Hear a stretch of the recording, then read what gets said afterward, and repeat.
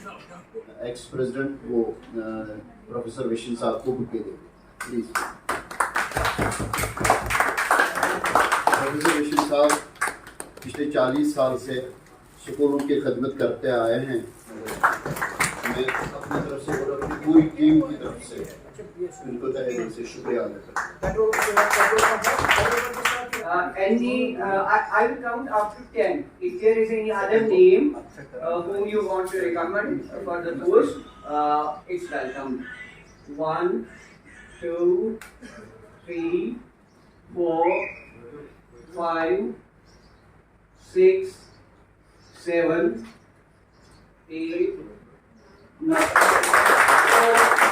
I think this is unopposed. I congratulate on my part. I congratulate Dr. Chaudhary Sahab for being an unopposed president of the show. It's been very easily done. I was fortunate enough to get the things done very easily and unanimously. So our unanimous president is Mr. Chaudhary Sahab. Give him a free hand.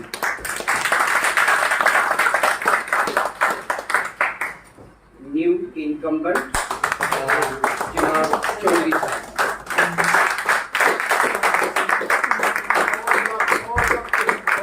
कि school को take over किया जाएगा। I have challenge that as an individual. Bus fees का जो 2019 में फी fixation committee कहती है कि 2019 में 12% चढ़ा के as an individual I have challenge that. I have not waited for the मैं, लेकिन एक चीज़ में बात क्लियर से, अगर हम गवर्नमेंट के पास भी जाते हैं कि मेरे हिसाब से गवर्नमेंट भी कुछ नहीं कर सकती। फॉर एग्जाम्पल हमारा जो 2000 होम मिनिस्ट्री ने हमारा 2002 के एक्ट में अमेंडमेंट्स ला के सारे इख्तियारात चेयरमैन की फिक्सेशन कमेटी को सौंपे हैं, हमें वो चैलेंज करना है।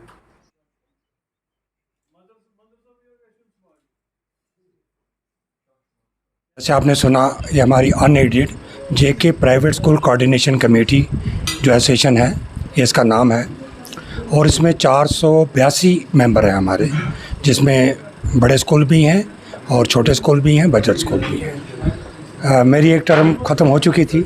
मैं तो चाहता था अब कोई और प्रेसिडेंट हमारे पास आए, क्योंकि मैं ख़ुद बिलीव करता हूँ कि भाई एक टर्म के बाद दूसरे लोग आने चाहिए।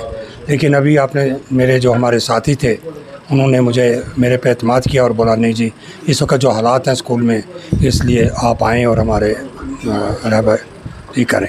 जी अब कोई और खड़ा नहीं हुआ तो इट वाज ऑन। देखिए जी, कोई भी मुल्क और कोई भी स्टेट तब तक तरक्की नहीं कर सकता जब तक उसका एजुकेशन सिस्टम बेहतर ना हो।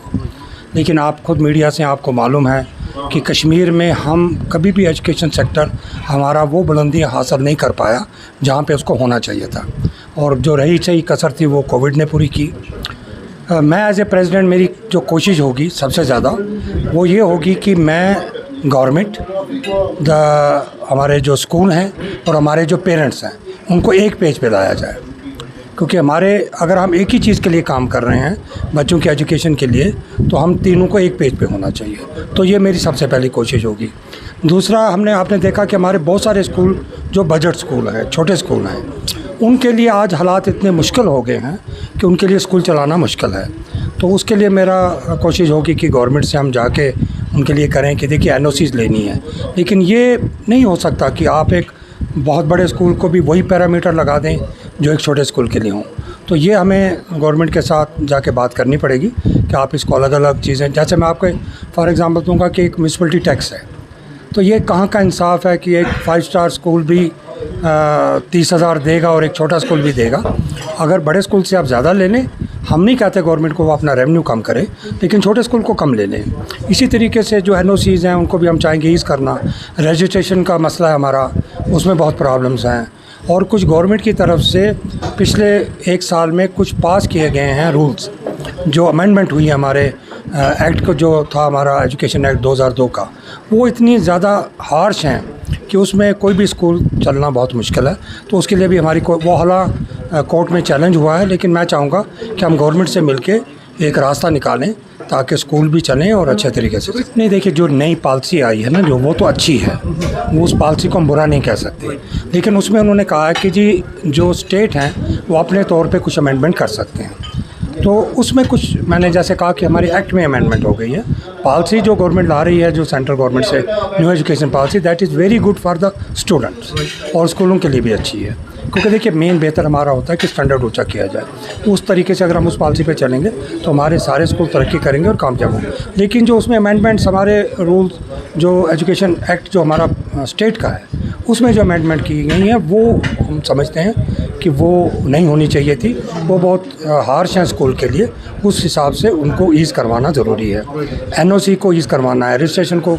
अभी देखिए, आप देखिए कि लोगों ने अपनी फाइल्स भरी हैं रजिस्ट्रेशन के लिए बोर्ड में, 2-2 साल हो गए हैं, उस पे फाइल पे कोई काम नहीं हो रहा है, और 2 साल के लिए हमारी एनओसीज़ होती हैं, तो तीसरे साल में जाके फिर उसको नया प्रोसेस करना है एनओसीज़ को लेने का।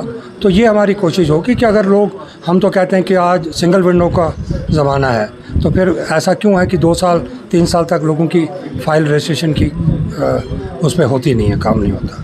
में जो है काफ़ी ज़्यादा मेरे बहस रहा है फलाई आम कई स्कूल चलते हैं, उनको बंद करने का फैसला किया गया है। तो किस तरह से आप देखिए, स्कूल जो जिसको मदरसा कहते हैं, स्कूल कहते हैं, या जो भी नाम है, ये एक पढ़ाई, बच्चों के पढ़ाई का एक घर होता है। ये इसमें अगर हम कहें कि ये फलाई आम है या दूसरी चीज़ है, मुझे लगता है कि ठीक है, गवर्नमेंट की कुछ चीज़ें ऐसी ऑब्जेक्शनेबल हो सकती हैं, लेकिन उनको बंद करना गलत। अगर बच्चे वहाँ पढ़ रहे हैं तो गवर्नमेंट उसको देखे कि किस तरीके से उसकी अमेंडमेंट हो सकती है, लेकिन बंद नहीं होनी चाहिए, ताकि वो बच्चे हैं, अब वो बच्चे किसी जगह पर है, वहाँ गवर्नमेंट स्कूल पास नहीं है, तो वो बच्चों की पढ़ाई गलत नहीं होनी चाहिए। इसलिए हमारी गवर्नमेंट से रिक्वेस्ट होगी कि आप अपने नार्म पूरे करें, लेकिन स्कूलों को बंद ना करें।